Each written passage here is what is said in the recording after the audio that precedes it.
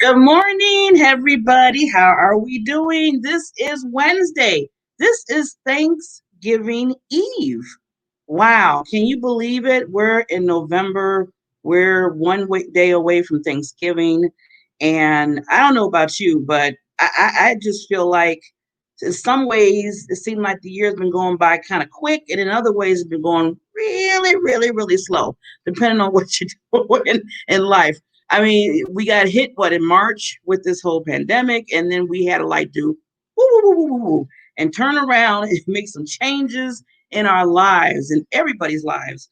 And I was just thinking just the other day, I said, this has, as people say, well, sometimes you feel like you're in your own bubble, you're dealing with things, you're on your own. Well, guess what?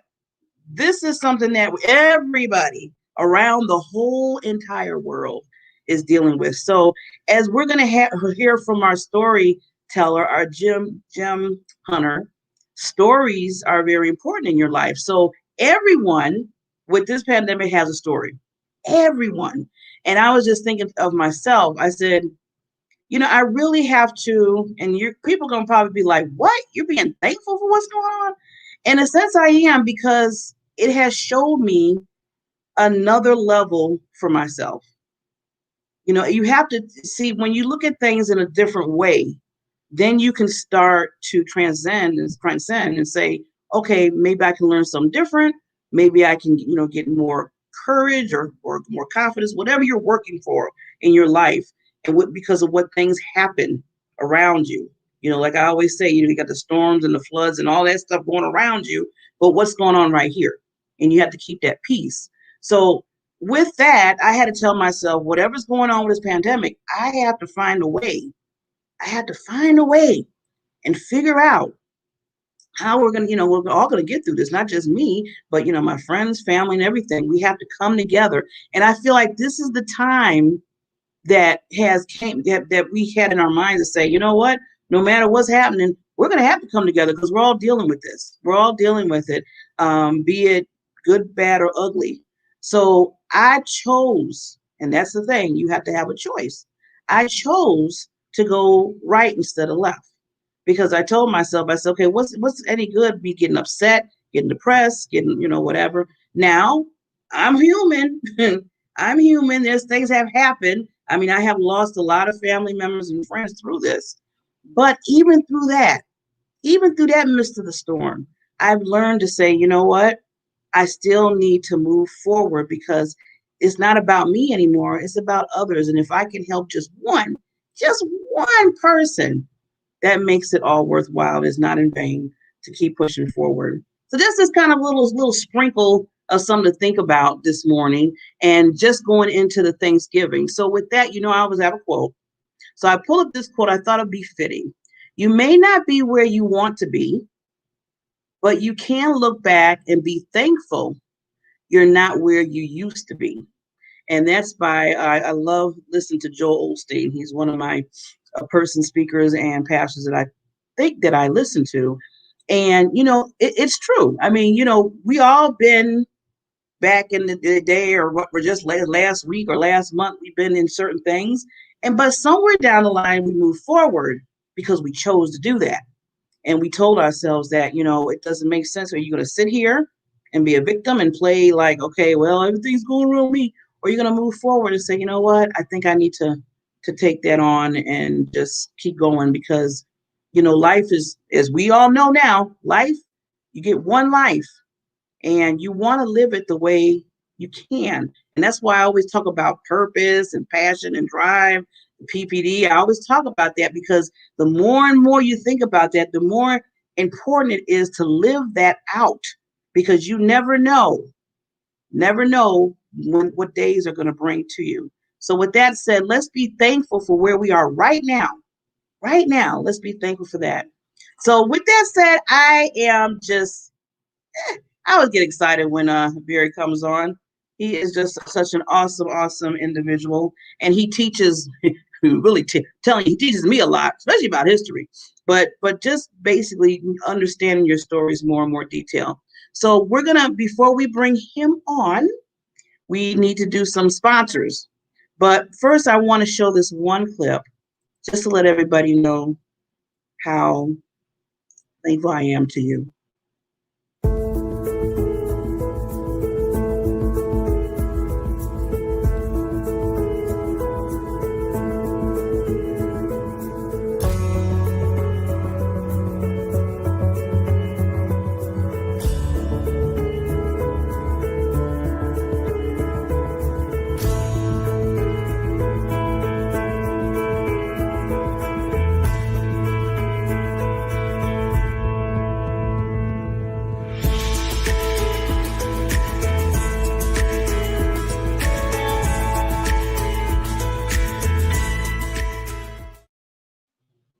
So I really wanted to show that because I want everybody to know how thankful I am to everybody for supporting me all the time, not just with this show, but in everything that I do.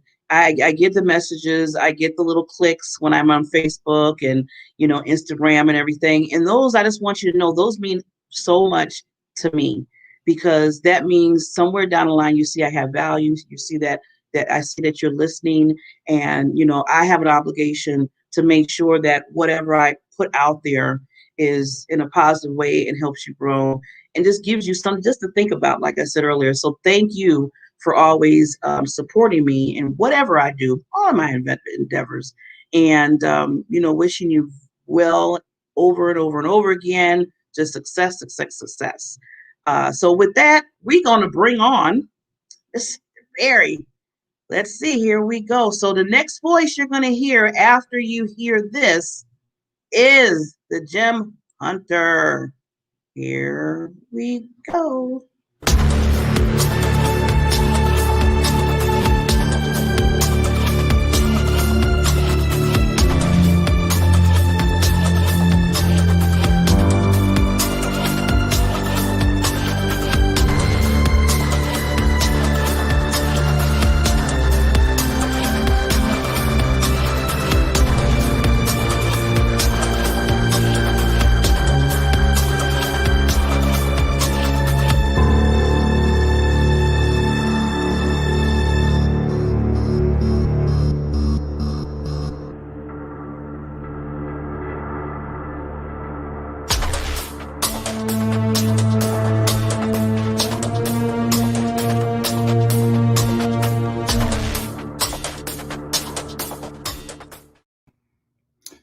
Good morning. Good morning. Good morning. As a friend of mine says 3 more times, good morning.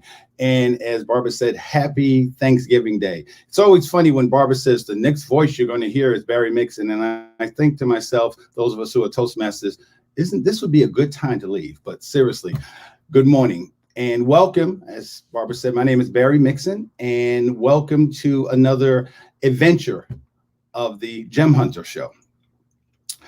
Today, I'm really excited, not just because I'm here with everything going on, the pandemic, and truly grateful to be at this point in my life. But today is really special because I get a chance to begin the journey to answer the question that people ask me all the time, which is, how did I get to be a gemological storyteller? How did I begin to put together the concepts of gemstones and gemology and precious metals in women? And to answer that question, let me start by saying I've been studying gemology from 2004, so 16 years. But I've been around women and studying women my whole life. My mother was a woman, although sometimes she was more of a female dragon, but a beautiful woman nonetheless. My sister is a woman. My business partner is a woman. I have been surrounded by women my whole life. A lot of who I am.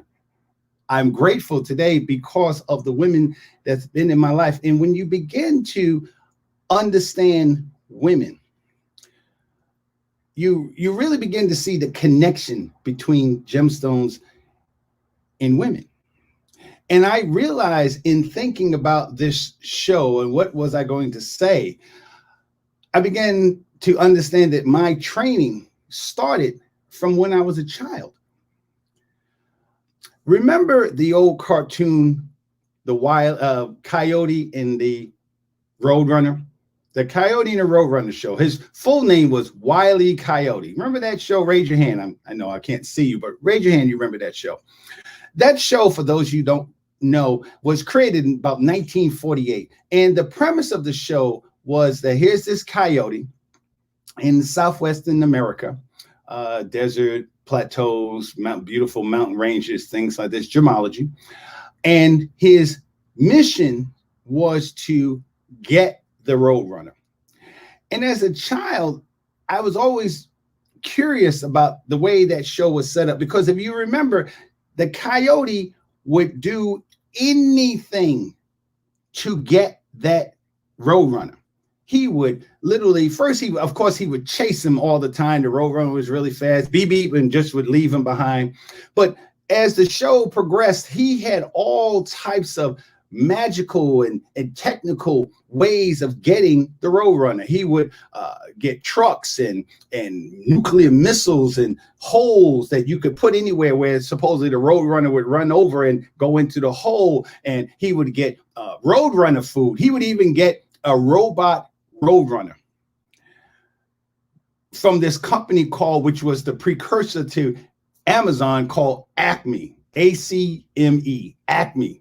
Acme had everything, which even as a child, I always started to think to myself, well, if he can get everything from Acme, why can't he get a sandwich? Why can't he get some coyote food? And it wasn't until much later in my life that I began to understand, at least in my conception or understanding, is that the coyote wasn't really trying to eat the Roadrunner. The coyote was actually trying to, and this is a family show, but to understand that, when you understand what the coyote would do, the coyote would run, he would get hit by trucks, he'd get hit by trains, he would climb on precipices where not only would he fall off the precipice thousands and thousands of feet, but not only would that happen, but the precipice or the mountain that he was on would break and fall down after him. And still, the next day, he would go after the Roadrunner.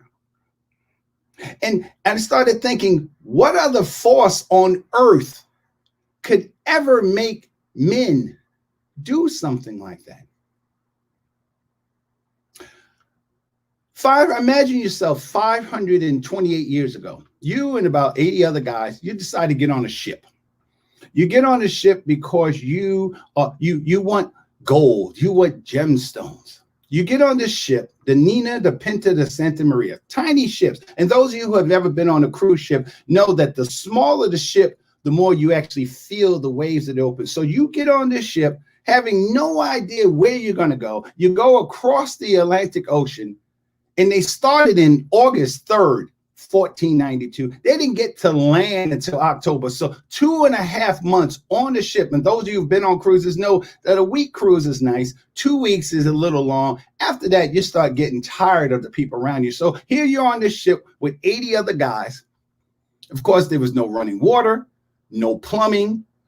There was no concierge service. You didn't have turn down bed services. Of course, you didn't have bathroom showers. So you're on the ship for 2.5 months trying to get to a place where you can get gemstones and gold.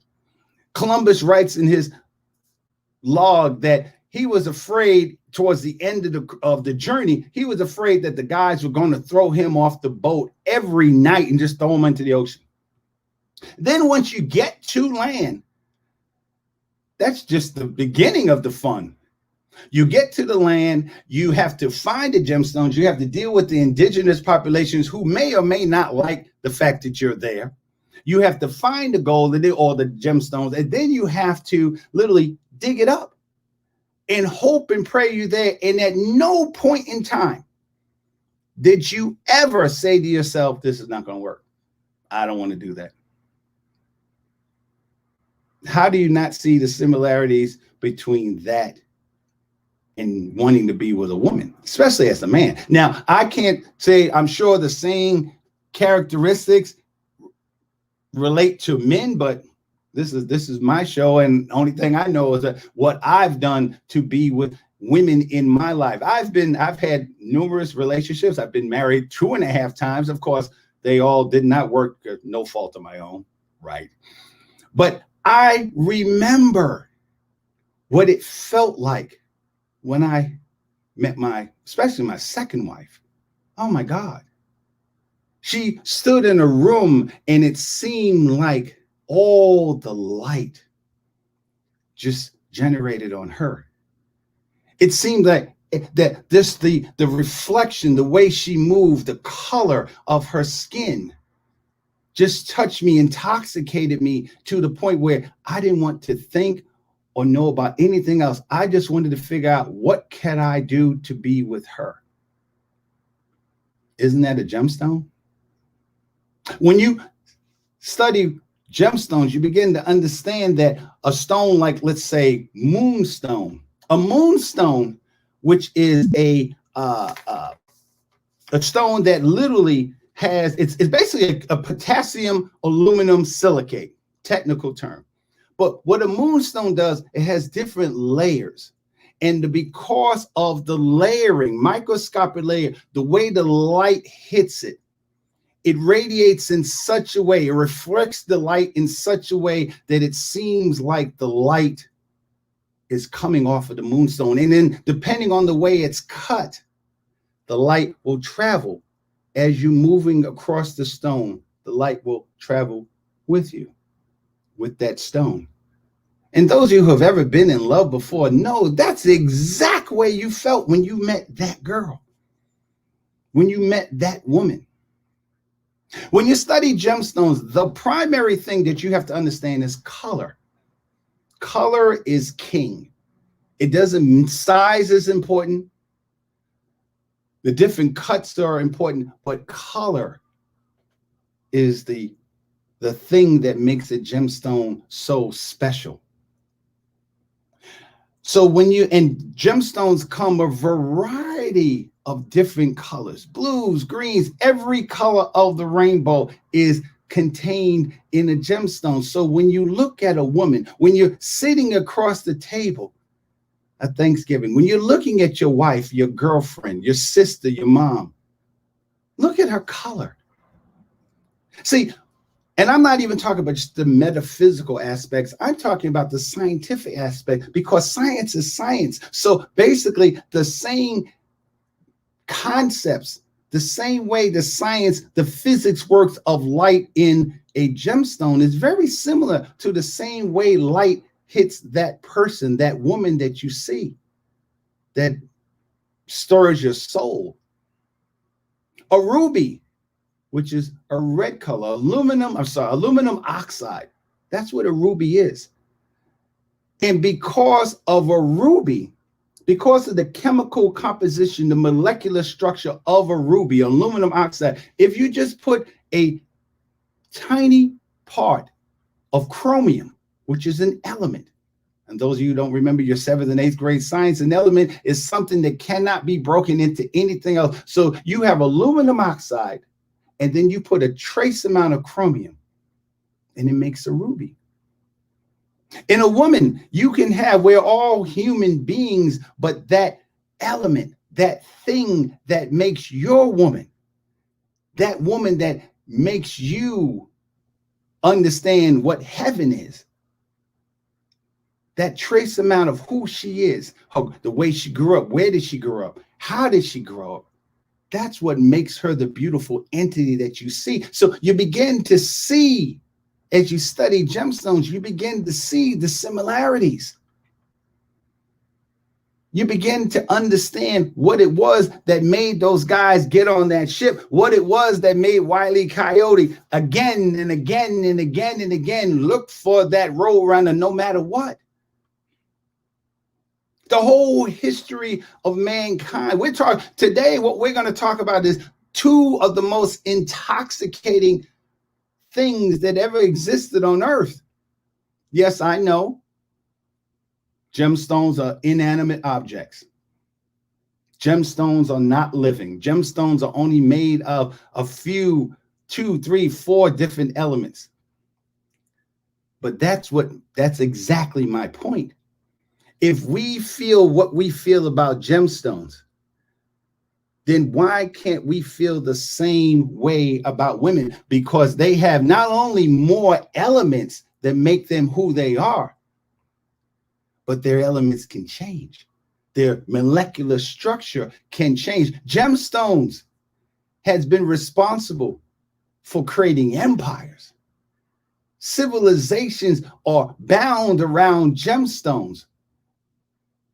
And yet every person on this planet, no matter where you are, if you are a human being, you came from a woman. So thus we are born from a gemstone, just like a pearl. A pearl. Most people think that pearls come from a grain of sand entering into an oyster. That's not how pearls are normally created. And I'm talking about natural pearls. We'll talk about cultured pearls in a second. Natural pearls normally come from a parasite, a bacterial infection that not just gets into the oyster, but gets into the sex organs of the oyster, the gonads of the oyster. Ladies, you guys call it a UTI. You all know how painful that is. So bacterial infection gets into the sex organs of the oyster. And what the oyster does, it protects itself by creating this liquid around it called nacre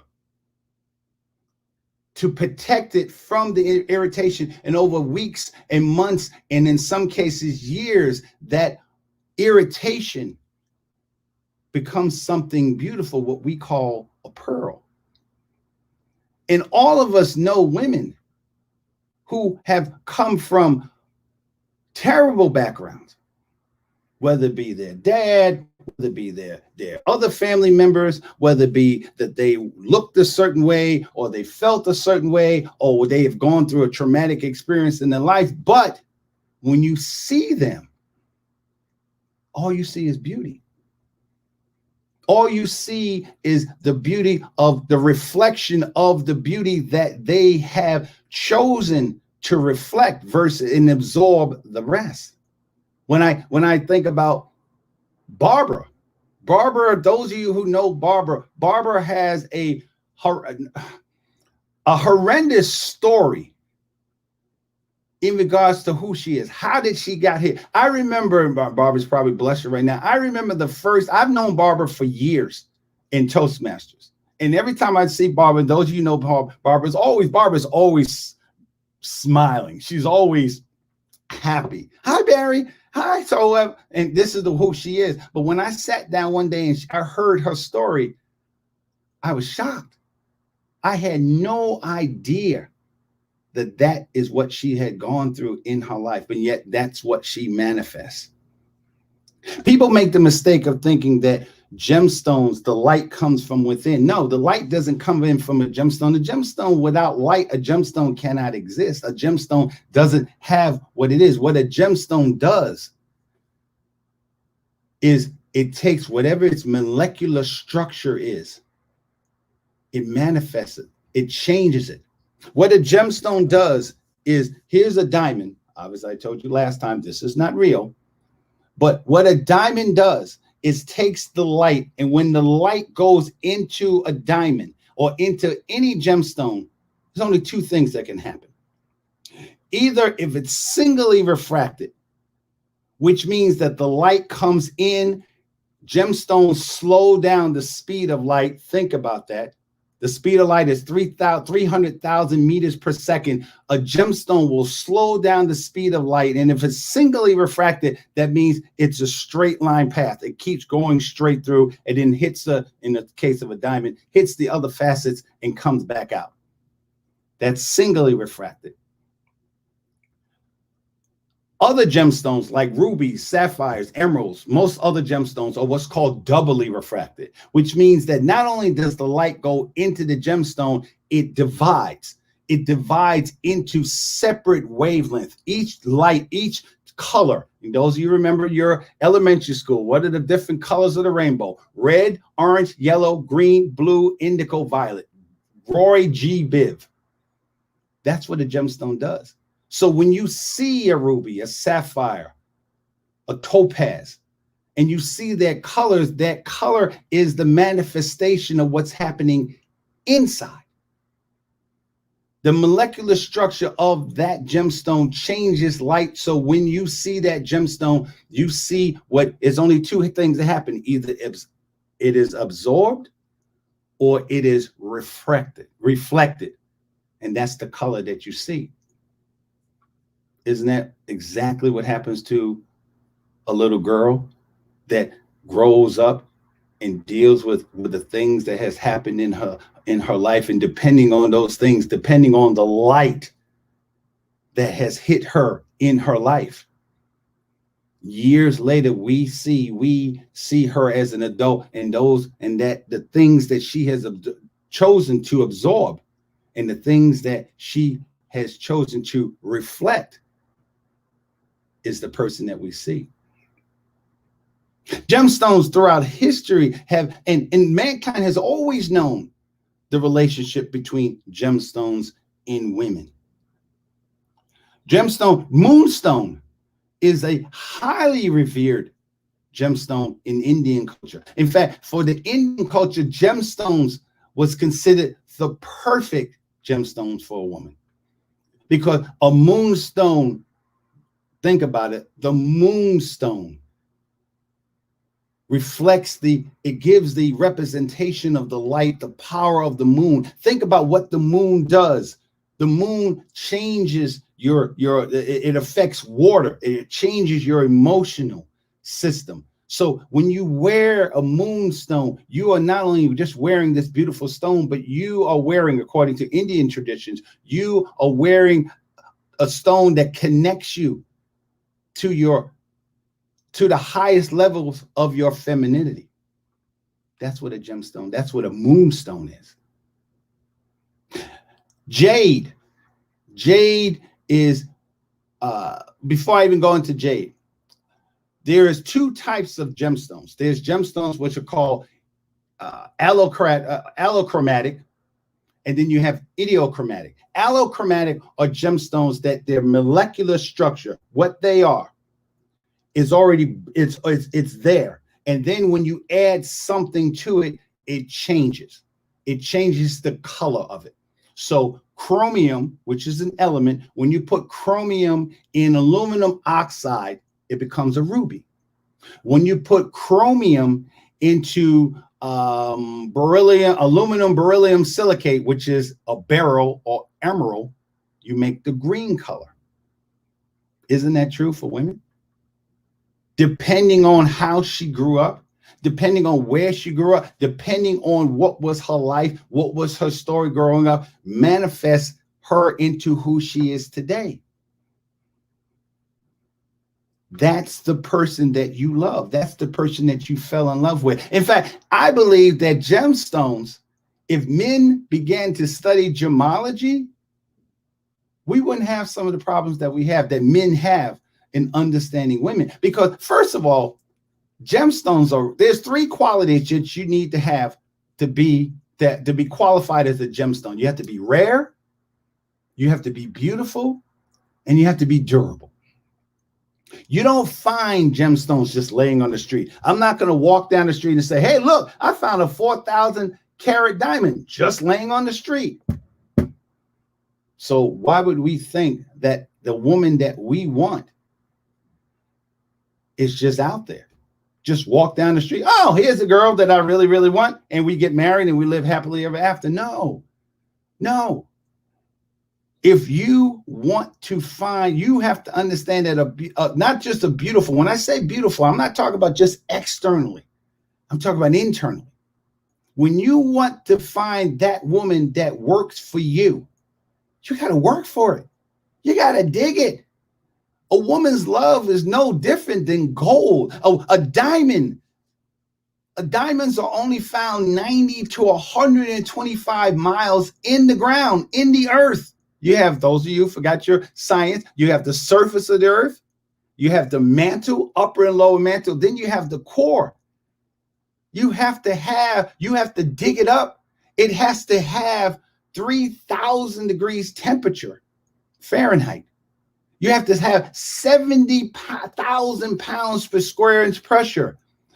Diamonds come up like a volcano at about 25 miles per hour. And if it slows down at any point where either the pressure or the temperature changes, you get graphite, which is the same substance as a pencil.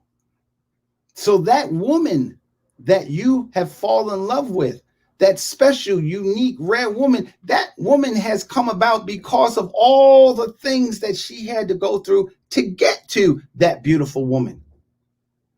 Remember the old song, the girl from Ipanema, where the guy is describing how she walks down the street and all the guys just go, ah. How many times have you walked into saw a piece of jewelry or someone wearing jewelry and it was so beautiful to you, it made you lose your breath? I remember the first time I sold a piece of jewelry, my business partner and I, it was a diamond tennis bracelet.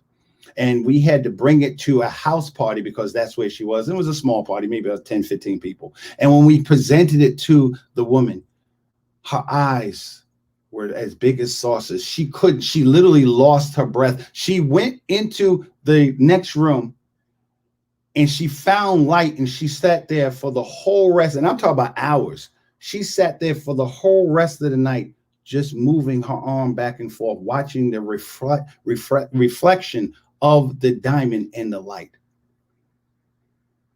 If you've been in love, that's what it feels like. So there's a romance to gemstones. If you want to understand women, you have to begin I believe a perfect place to start is with gemstones, because one of the things you understand about gemstones is whatever, there's a quality or characteristics in gemstones called pleochroism. Pleochroism, don't worry about the name. Pleochroism is basically when you have a gemstone that's molecular structure is so unique that the gemstone changes color, depends on the angle that you're looking at. All of us know a woman like that. All of us know a woman that raising children, going to work, does a wonderful job at work, has a husband, does all these multitasking, is the way we describe pleochroism in human beings. That's that woman that can do all kinds of things and yet still she is beautiful. Tanzanite is a highly pleochroic. Tanzanite doesn't have just one color. Tanzanite has 3 different colors depending on the angle that you're looking at it. That's tanzanite. Garnet. Garnet is not only just a gemstone. Most people think of garnet, they think of that that burgundy purplish color. That's one variety of garnet. Garnet actually has 2 separate groups. And those of you who have known women who had sisters, or 2 women understand this. You can have 2 women living in the exact same house, same family, father, mother, everything else, and be 2 totally different women. That's garnet.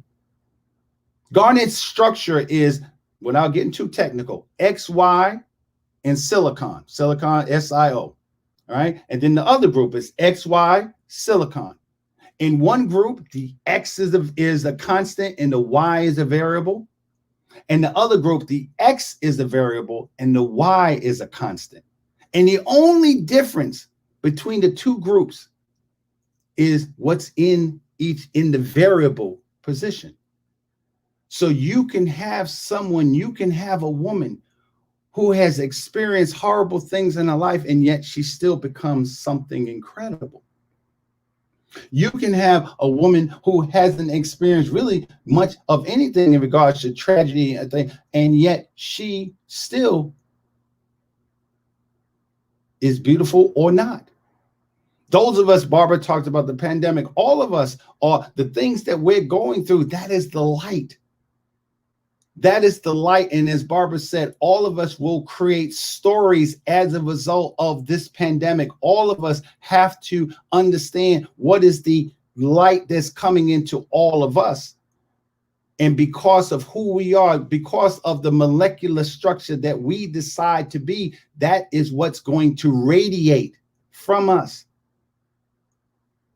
So, and as I continue these shows, I want to show you different ways that gemstones and women and gemstones and people, because guys have a part of this too. It's just much more beautiful to talk about women because you can see the beauty.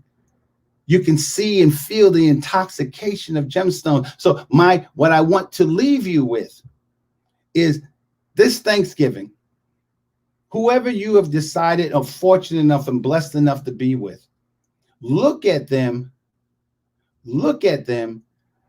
and ask yourself a question. What kind of gemstone are they?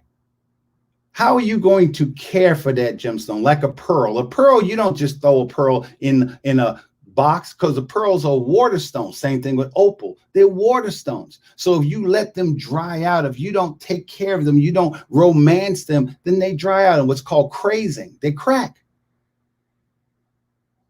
So look at your mom, your sister, your girlfriend, your wife. Look at it and think about, well, not only what kind of gemstone is she today, what kind of gemstone was she when you first met her, when you first fell in love, and understand it. This is what guys don't understand. Just because you fell in love with an emerald and you started changing the way you think about emeralds, it doesn't mean that she's not an emerald anymore. She just may not be an emerald for you. Don't break her up. Don't destroy her because you don't want an emerald, you don't want a ruby or sapphire anymore. I love my ex-wives.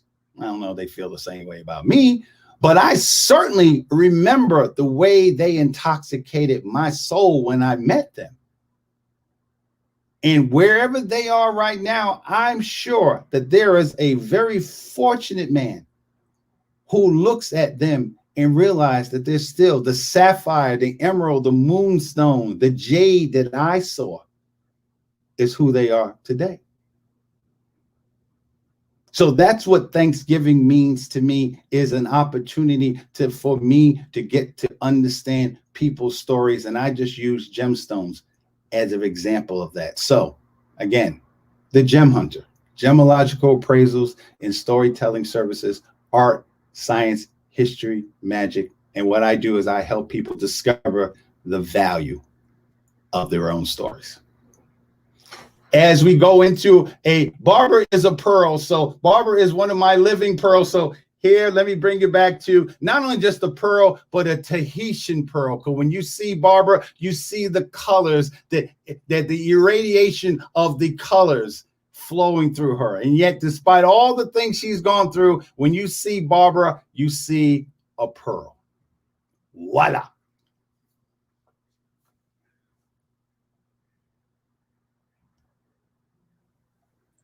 That's that mute button. There's that mute button. There you go.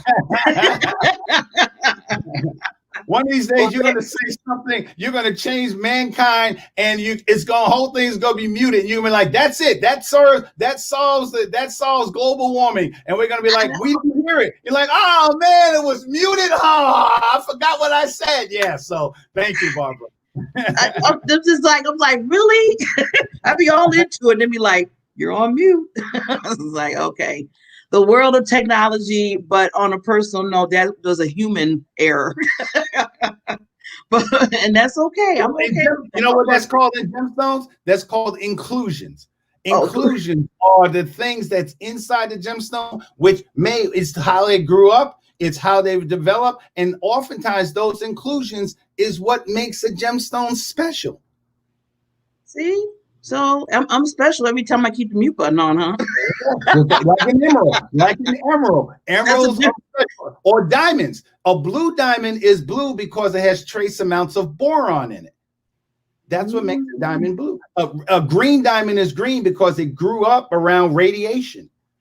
So if you grew up through toxic things, you may wind up being a green diamond. Oh, see. Well, I want to be a purple. I love purple. So I like purple.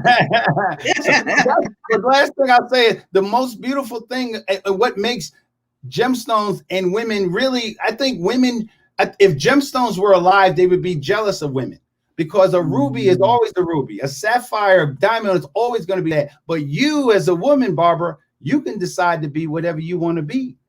Today is Wednesday, so today might be Diamond Day, might be Sapphire Day, might be Tanzanite Day. It all depends on what you want to be. And that's why women use colors and clothes and shoes and things out to bring out, to enhance the gemstone that they are. Well, Barry, I always like how you bring alive the different gemstones into people's lives and compare that to who we are. It just fascinates me every time you talk about it. So thank you so much. And if you could stick with me here for a minute, because I want to, first we got to go to the sponsor. And then I want to put, you're talking about stories in people's lives. So Cheryl Isaacski, she's our holistic health person that comes on every Wednesday. Well, she wasn't fit. She was feeling under the weather. And I decided I wanted to play her story. She had an interview with me a few months ago under the Diamond Factor Spotlight. And she told us, she basically brought us into her world. And I think it's so important, like you always say, Barry, to understand why people do what they do, because there's a story behind it. So let's go to our sponsor real quick, and then we'll play her story, and then we'll kind of, wrap it up with that. Okay. You with me? Yes, okay. Absolutely. So let's do that real quickly. What the world needs now is love. In the spirit of the 60s, this 36-hour non-stop event reaching 80 million screens on E360 TV. This is the Tour of Love. Showcasing top Billboard artists, comedians, including the Guinness World Record fastest talker. Stop. You have set the Guinness Book of World Records. And special tributes. What's for supper? Baked possum and sweet potato. A huge cast of talent. We're all coming together to support all those experiencing the impact of cancer.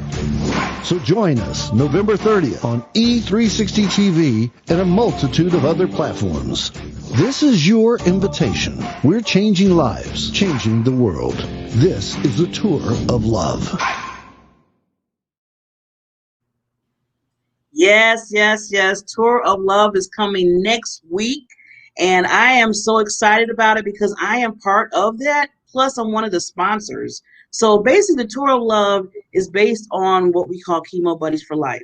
It's a nonprofit organization where I'm a part of, and a lot of other people that I know, Tamara L. Hunter, she basically just the brainchild of this wonderful platform, where basically we're looking for people when they're going through cancer, through their journey, as we say, their stories of life. Sometimes you find out that you have that we find buddies, as we call, to come together with them and to make sure it's a better way, just ease the pain, ease what they're going through, and become a buddy. So as everything with nonprofit, we have to, money has to be raised. And every year they have, it's a 36-hour. And I'm already going to be up and getting ready to get myself together because I want to be up for the whole 36 hours like I was last year. And there's going to be every hour, there's going to be different things going on that you're going to learn, from information to music to entertainment to I know they have a few comedians coming on. I mean, it's going to be wild for 36 hours. So, But the biggest thing is hopefully to give and to see the purpose of the whole, give a thought. So, and so when you talk about cancer, and you put it in terms of storytelling, let's say something like emerald, which is one of the most popular and most expensive and highly valued gemstones. Emeralds geologically have something wrong with them. Most emeralds are highly included, meaning that they have fissures, they have cracks in them. So the emeralds that you see normally are treated. Most emeralds are treated, meaning you have to do something to them in order to bring out their beauty. So cancer is the inclusion. Cancer is the thing that happened to someone's molecular structure which means that it has changed who they are, and the way that Tamara and other people, how the way they face cancer is the treatment. That's the things that they had to do to make themselves to continue to be beautiful, whether it be music, whether it be art, whether it be just self-reflection. Those are the things. So that's again, and yet when you look in Emerald, Spain is no longer the country that it used to be because of their love for emerald. When Spain knew about emeralds from Egyptians had emeralds. Cleopatra's favorite gemstone was an emerald 3,500 years ago. But when Spain discovered that even better emeralds were in South America, the whole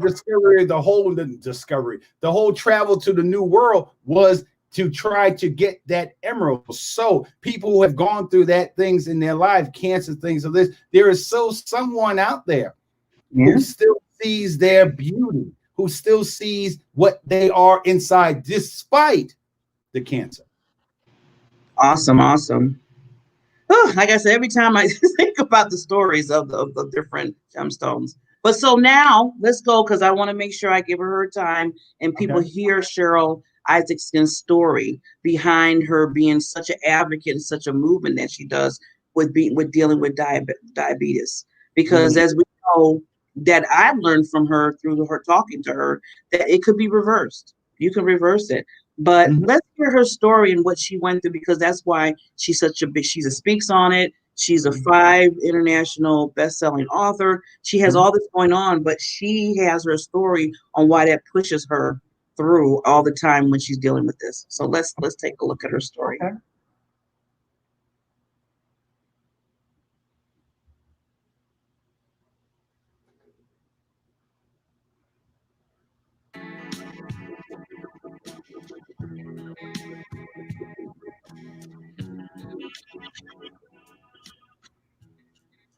Now, I know you mentioned about, your story, because I know you have this powerful story too that kind of got you into this too. Can you share just a little bit of that with the listeners? Sure, sure.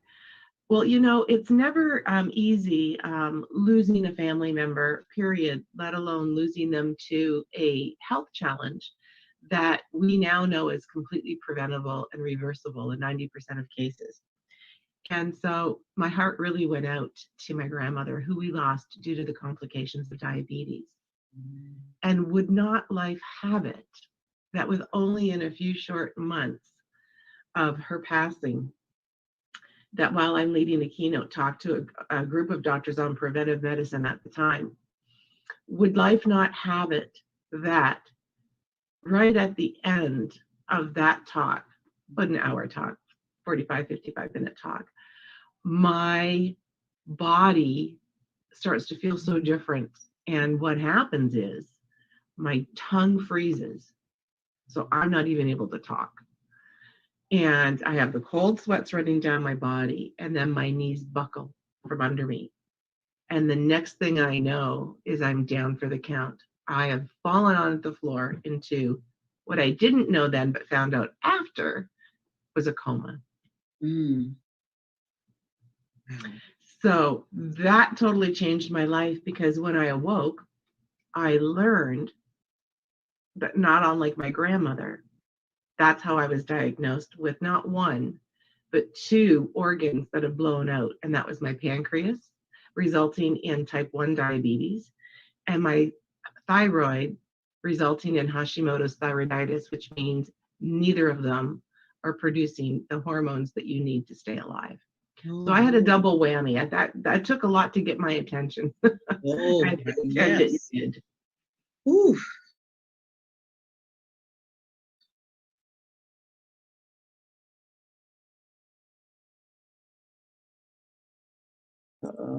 There you go.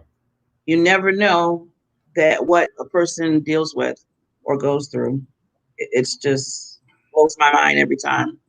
Well, that's the whole concept of what I do, because just like a gemstone, and I'm going to keep saying this again and again, you don't know what's the value of something until you understand their story. So I had already heard Cheryl before, but I did not. Now hearing more of her story, her value has increased because I understand who she is. So when she speaks to me about being diabetic, she's coming to me from her story, makes the value of her words even more profound because of that.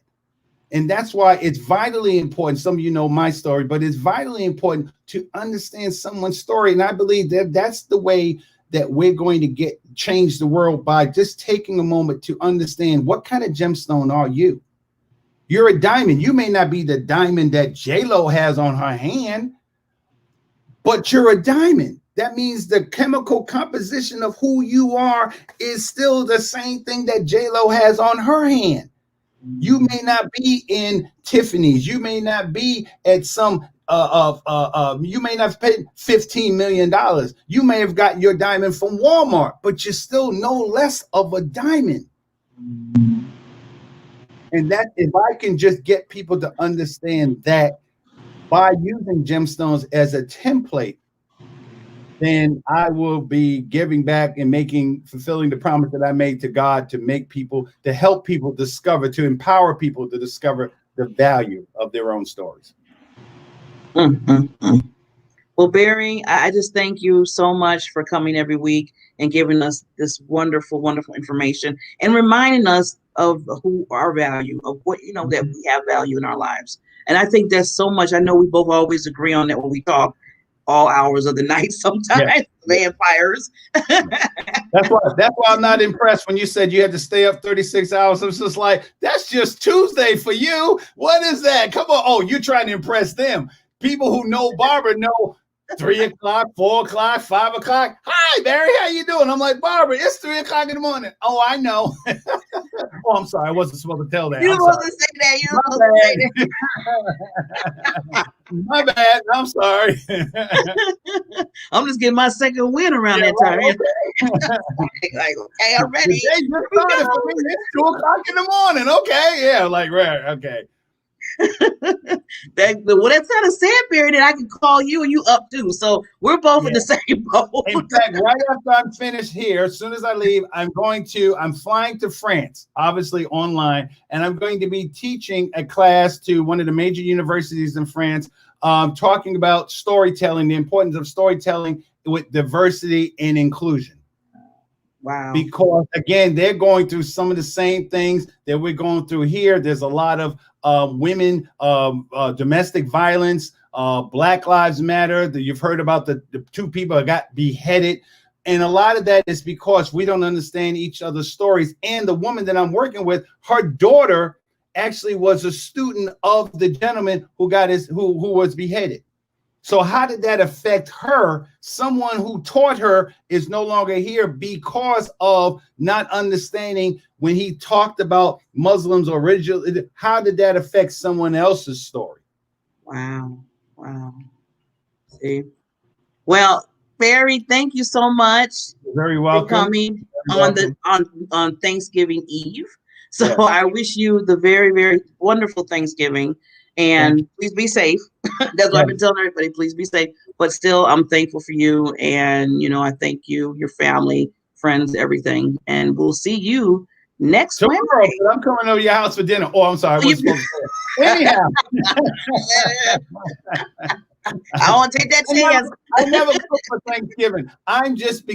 Because I understand stories, I will become uncle, father, cousin, somebody else. Once I know your name and your background, I'm like, oh yeah, we go back way back. Way back. And I get a free meal, but I do wash my own plates and dishes and help out. So I don't just eat and run. I stay, help, and then I go to the next house. So I love Thanksgiving. Pandemic is going to slow me down a little bit, but it's always a wonderful occasion for me.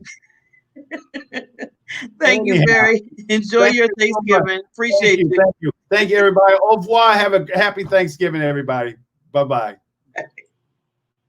Barry, I'm telling you, see, we just had so much laughs. But this is what it's all about, having fun, but still being motivated, getting information, and moving that forward. So with that, I just want to thank everybody again. Have a wonderful Thanksgiving, and we will see you on Friday morning Black Friday, I will be here with some more awesome experts and some more information. And remember to always remember, like Barry said, remember your value in your life and remember how important that you are because you're very important.